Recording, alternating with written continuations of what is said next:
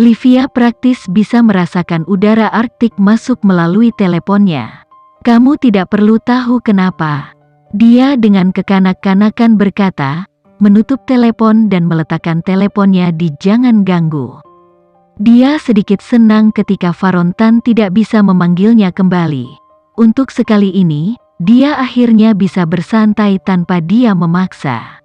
Menyalakan laptopnya, dia mulai menelusuri email-emailnya. Yang pertama muncul adalah dari Mahesa. "Oh benar, bagaimana saya bisa melupakan dia?" Dia berpikir dalam hati, dengan cepat membuka email. Ada 2 lampiran yang dikirim bersamanya. Salah satunya adalah video van yang menabrak mobil Varontan, dan yang lainnya adalah plat nomor beserta lokasinya. Livia tidak tahu bagaimana menangani informasi itu. Apakah dia seharusnya mengirimkannya ke Ruby-tan? Dia tidak ingin dia mendapat masalah, terutama ketika Ruby-tan dikenal bertindak berdasarkan dorongan hati. Dia tahu Ruby-nya akan menjadi sembrono dan mendapat masalah jika dia mencoba mengejar para pembunuh itu sendiri. Lagi pula, jika mereka begitu pandai menutupi jejak mereka sampai Mahesa Irawan membutuhkan 3 hari untuk mengirimkan informasinya, dia tahu mereka sangat berbahaya. Setelah berpikir sebentar, Livia akhirnya memikirkan rencana yang sempurna. Varontan belum mengiriminya hadiah baru, yang berarti dia memenangkan perang hadiah. Ingin mendahuluinya dengan 2 hadiah, dia berpikir untuk mengirim file kepadanya untuk menghemat waktu dan sumber daya untuk menggali orang-orang yang mencoba membunuhnya. Livia menerima pesan dari kakeknya yang memintanya untuk pergi ke kantornya. Setelah berpakaian dan melewatkan sarapan, dia berjalan ke Rahman Corporation. Dia melangkah keluar dari taksi umum, mengenakan pakaian profesional yang cocok untuk rapat eksekutif. Ketika angin bertiup, dia langsung menyesali keputusannya.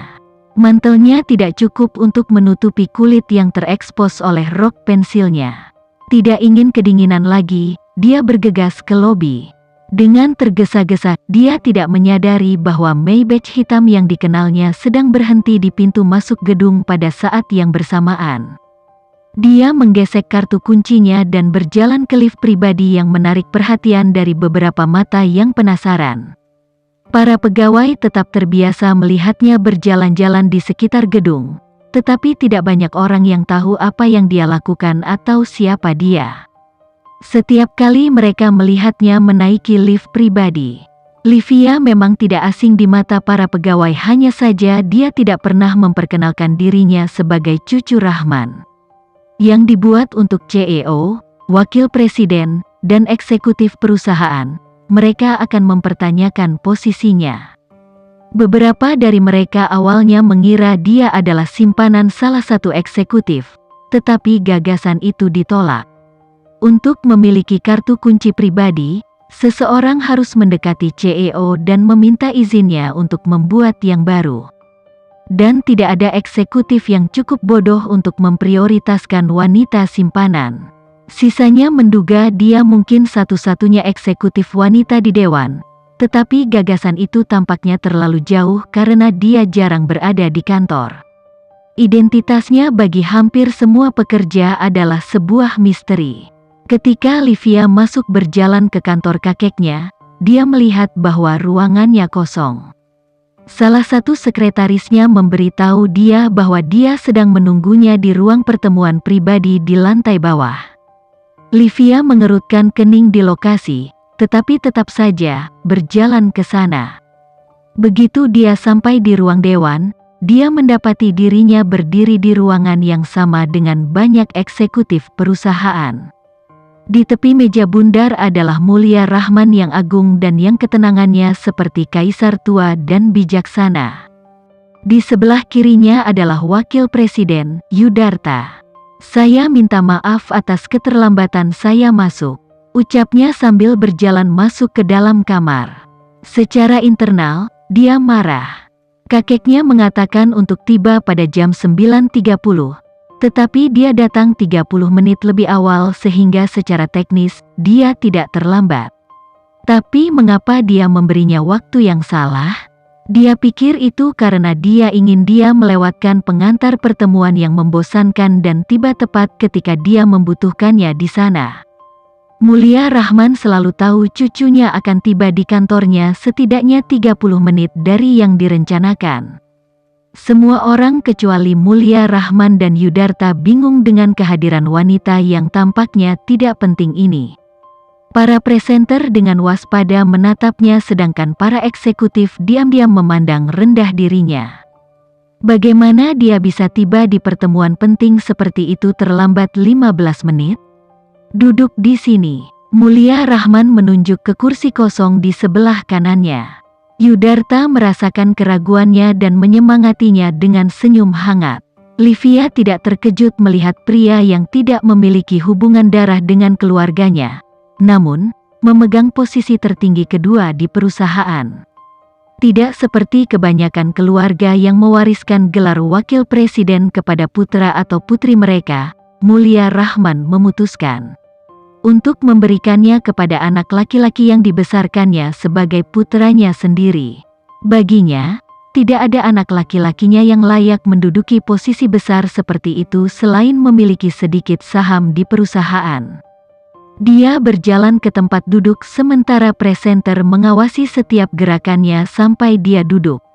Ketika Mulia Rahman mengangguk untuk melanjutkan presentasi, akhirnya dia melakukannya. Saat menit berlalu, Livia merasa semakin tidak senang dengan apa yang dilihatnya.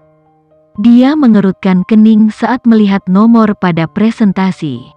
Perkiraan pendapatan dan biaya proyek itu keterlaluan dan jelas-jelas dipalsukan.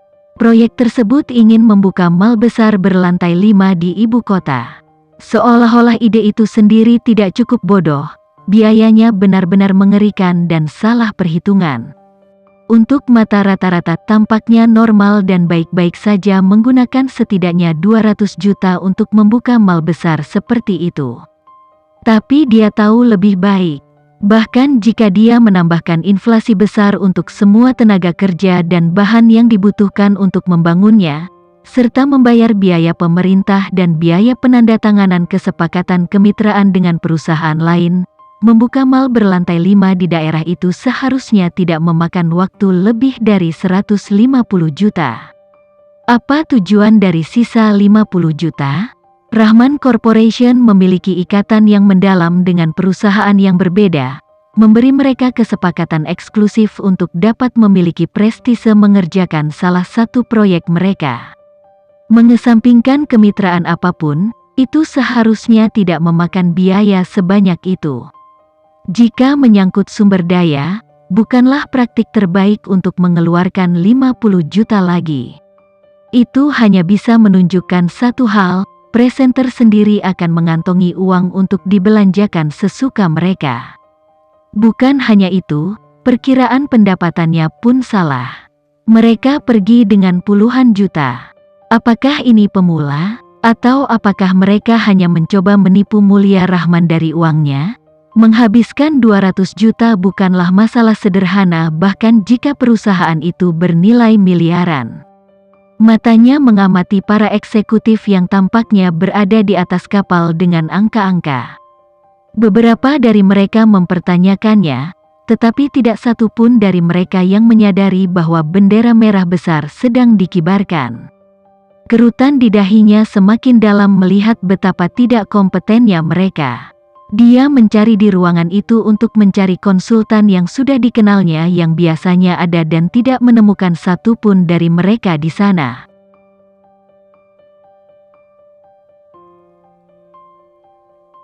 Sekian dulu ya video kali ini, kita lanjutkan lagi videonya di lain waktu.